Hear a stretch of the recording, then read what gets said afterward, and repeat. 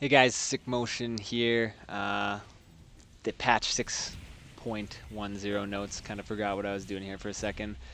Bit of a different format here. I'll see if people like it more or not, rather than to just have the old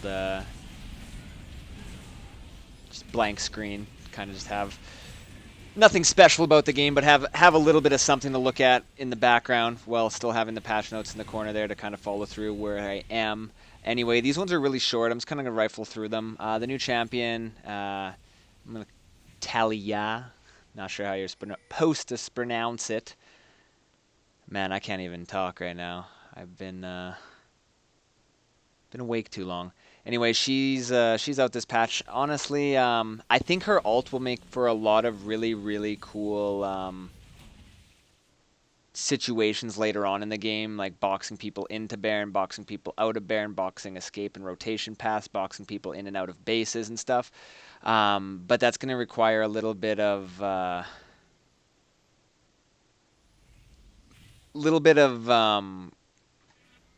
team coordination that solo queue might not have that much of, but has the potential to be cool. Alistar, nerf here, obviously. His ult damage reduction doesn't go up to 70% until it's max level, so earlier turret dives will be a lot harder for him. That on top of the ramping damage turrets, not de-ramping when they switch targets, uh, makes it a lot harder to do those free alley turret dives. Anivia, some buffs here. Cost per second on her ult down at all levels. Cast range is up, but you got to keep in mind it's a lot smaller, so we'll see how that does. The initial radius is also a little bigger than it was before. This is what I think is the big thing. Using Zhonya's no longer interrupts Glacial Storm, so you can cast it on yourself. They dive you, you use your Zhonya's, and they can't get you, but it doesn't stop your ult like it used to, so that could be really strong. Some nerfs here for Soul. The cooldown on Celestial Expansion is higher, so you can't change the stars as much later on in the game, and the damage on his ult got lowered as well. Um, I haven't actually seen this champion in my games that much, so I'm actually surprised that they are nerfing them, but maybe there's just stuff that I haven't been seeing. Cassio, Q range increased, movement speed bonus takes longer to decay, poison particle size has been increased, so just buffs there. W, lower cooldown, minimum range and max range both decreased and increased, and no longer stops on hitting terrain. So a little bit of buffs for Cassio. I haven't actually put much time into playing the new Cassio. I don't really know how I feel about her yet. Fiddlesticks has been becoming very popular lately with the little rework they did to him. So he got some nerfs here. Number of bounces on Darkwind is down to 6 from 7, still higher than the 5 that it originally was. And the biggest buff of all time, after 5 seconds of not moving, Fiddlesticks will literally become a scarecrow. Gotta watch out for that one. That one's going to be pretty overpowered, I'm assuming. Fizz, Chum the Waters, cleansing Chum the Waters, slow no longer detaches the shark from the target, so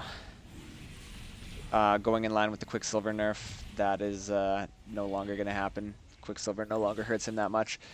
Look at, it's Alawi again. She got a buff on her W where it's 4-second cooldown at all levels. That's actually a pretty big buff, but it's the overall kit of Alawi that makes her feel not rewarding to play, and her like fantasy situation just so hard to get into and get, like, she does the damage. She's not completely useless, and she's a pretty big lane bully. It's just I feel it requires your enemy to misplay more than it requires you to make a good play on Alawi. I mean, you have to make a good play, and then they have to misplay it. I'm not going to do the math here. I'm assuming this is a buff for Jinx. Fishbone base attack speed is increased, but the Fishbone attack speed penalty is increased as well. But I'm assuming overall that's going to be a buff to Jinx because you don't see her being played very much, and being that she doesn't have a dash or anything, um, not very popular in the current meta. Malzahar nerfs here. His passive has been normalized to rather than scaling per level, it scales at important levels of 1, 6, 11, and 16 when you get your ultimates at those levels. You don't have to get your ultimate.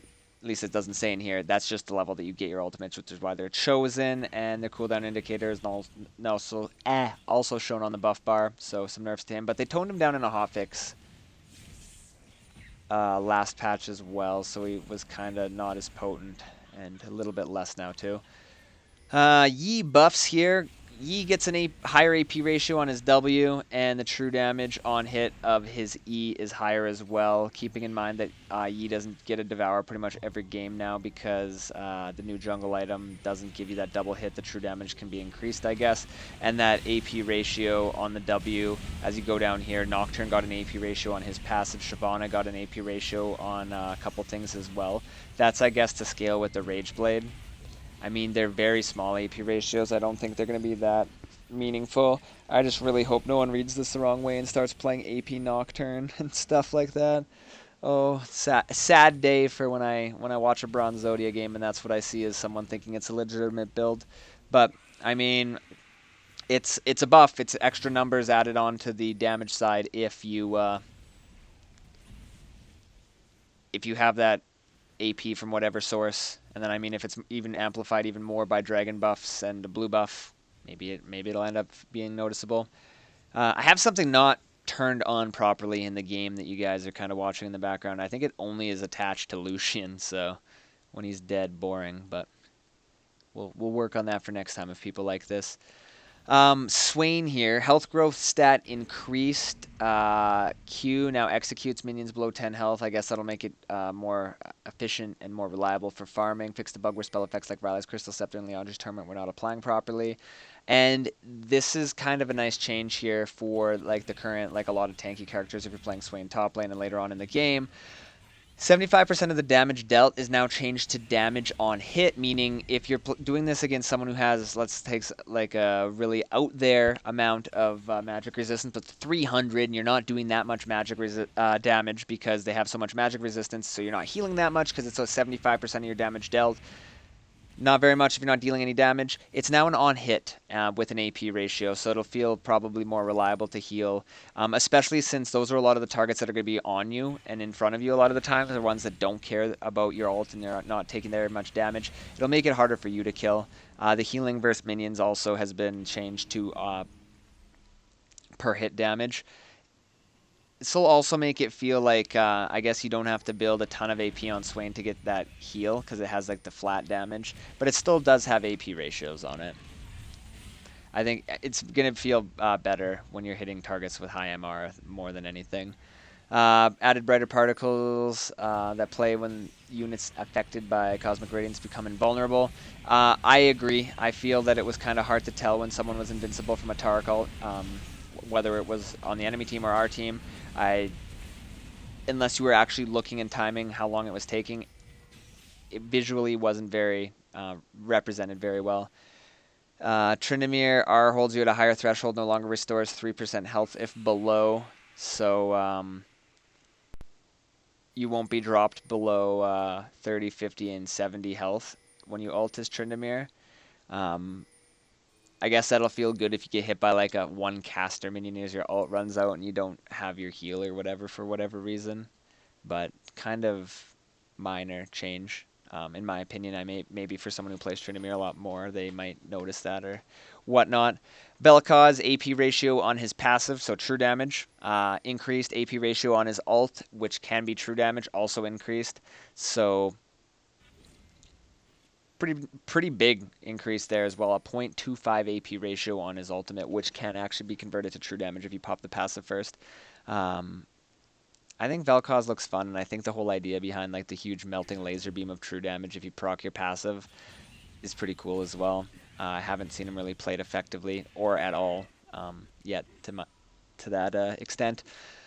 Particle on Vlad's Crimson Rush Q now delays just before transfusion becomes available. I guess that'll be more visually represented there. Releasing Tides of Blood no longer prematurely cancels Sanguine Pool. People were saying like, yeah, you can prematurely cancel your pool. I'm like, why would you want to do that?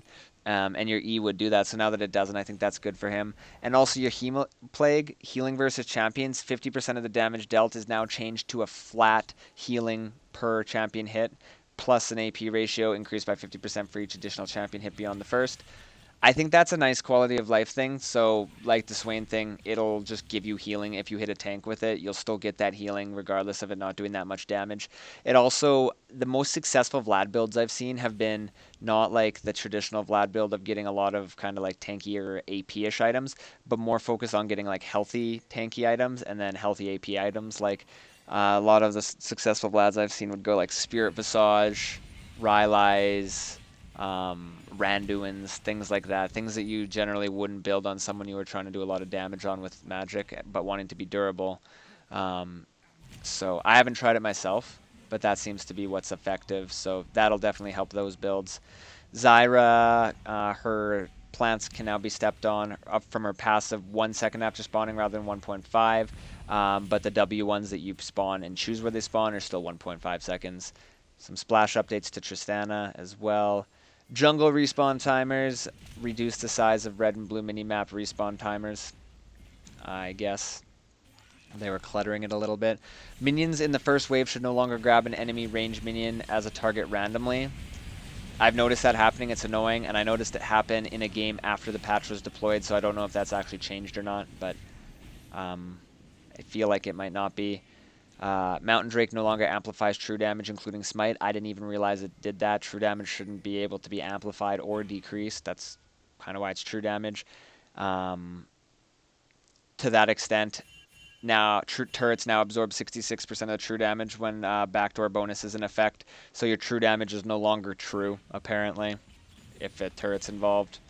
Starting to get pretty technical and confusing for a new player. True damage is true unless it isn't true. You're following me? And the guy's taking notes with like a bunch of question marks above his head. It's hard to keep up with all these turret and minion changes. Every patch, every season. Ocean Drake now restores 4, 8, 12% of your missing health and mana every 8 seconds, if not damaged by a champion or tower in the last 5 seconds. So before it was 10% every, I think, 24 seconds, but it could be used in combat. So many times I've missed kills or been saved by an Ocean Drake proc in the middle of combat, which was more than anything. Like, I shouldn't be doing this right now. I'm really tired. But more than anything, it was just kind of frustrating to have that happen, to miss a kill because of that. So I agree with it being out of combat. It still lets you siege, which is the kind of the point of it. It will let you kind of heal in between minion waves of the siege, and it'll also promote the enemy wanting to have to dive into you if they've let you get all of these Ocean Drakes. Blood Razor enchantment got some huge buffs, 10% attack speed and an additional 1% of the target's maximum health that you'll be proccing more often with the attack speed just built in with the item. I do feel it was undertoned, so maybe this will make it feel a little bit better. We'll see. Barrier has 30-second decreased time on it, and so does Ghost. Generally, you're not seeing any other spells than Flash, Teleport for top laners. Like very few, and there's a couple outliers to that, and sometimes it's Ghost. I mean, like with Singe and stuff, we'll probably feel better at this. And also other top laners, like I saw Darius take Ghost today. Like people might be considering taking Ghost on champions that traditionally didn't take it, just because much shorter cooldown. Also with the Ghost, it now scales with level. Movement speed bonus actually starts higher than it used to at 28, 1% higher, but scales all the way up to 45% at level 18. That's going to feel pretty nice on a shorter cooldown as well. Barrier right now doesn't have anything to differentiate from heal. I agree, other than Barrier is more useful if you have like grievous wounds on you, but having the 30-second reduced timer on it I think will feel better. I've still seen people taking it before, or I've seen people taking it before this patch, but I'm assuming you'll see more people take it, and that's usually on like safer stand back control mages that aren't going to get in range to ignite you and whatnot, but they want to be able to protect themselves if they get jumped on or if anything happens. Oh no, the game ended. We gotta finish this here. Rolling out later this patch, several adjustments to improve higher MMR matchmaking, so diamond tier and higher.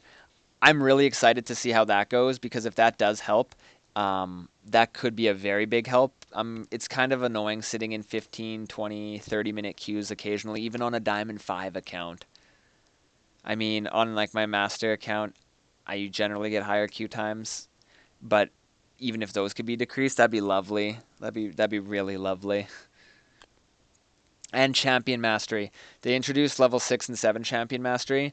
I don't really agree with this system. The way you do it is you have to have 2 good games, or to get to level 7, 3 good games. Basically, you have to get an S minus, S or S plus, after getting Mastery 5, and you get a champion token. You need to get 2 of those tokens to get to level 6, and 3 from level 6 to get to level 7. So basically 5 good games to get from level 5 to 7, rather than when you got getting to level 5 just took grinding out the game. You didn't necessarily have to do great, but it still took 40 to 60-ish games to do that. Also, um, you have to use the Hextech crafting system in order to actually get the mastery. You have to get the tokens, and then you have to combine those tokens with either a skin shard, a champion shard, or a certain amount of champion essence. So I think it comes out to be about you have to have 2 champion shards and then disenchant them into the blue essence. I know this because I just did it, or else I wouldn't, because I haven't really followed the champion system there. But basically, you get 1 box a week from matchmaking, and that doesn't seem like very much, but you actually get more boxes than you do get keys to open them from my experience so far. So maybe getting 1 or 2 champions to Mastery 6 or even 7 will be okay, but to actually get more than 1 to Mastery 7, it seems like you're going to actually have to actually sit down and spend money on these boxes to get the essence or whatnot, even if you don't. If you get lucky and get a champion shard or a champion skin for the champion that you're trying to get your mastery on, then I guess you lucked out. But generally, you're probably going to need about 2 champion shards, keeping in mind you might not get a champion shard with the box. You might get a skin shard or whatnot. Excuse me, I just had to mute my mic to cough there for a second.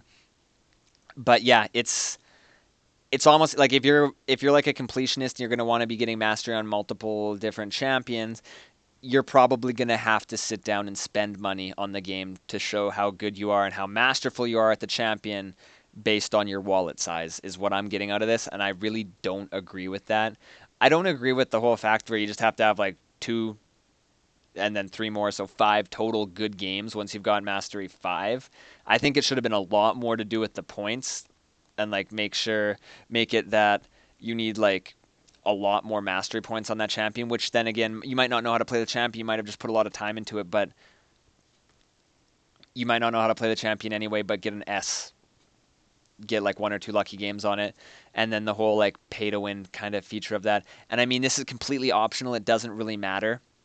You don't need this to play the game. But in order to get that mastery, if you're like passionate about that or your champion or whatnot, you do probably end up you're probably going to end up having to pay. I need to finish this really quick. I'm getting tongue tied here. But on a positive note of this, I did the first 2 games back on since this patch. I played 2 Hecarim games, got S in both of those games, got 2 shards, opened up a box with my key fragment that I got there as well.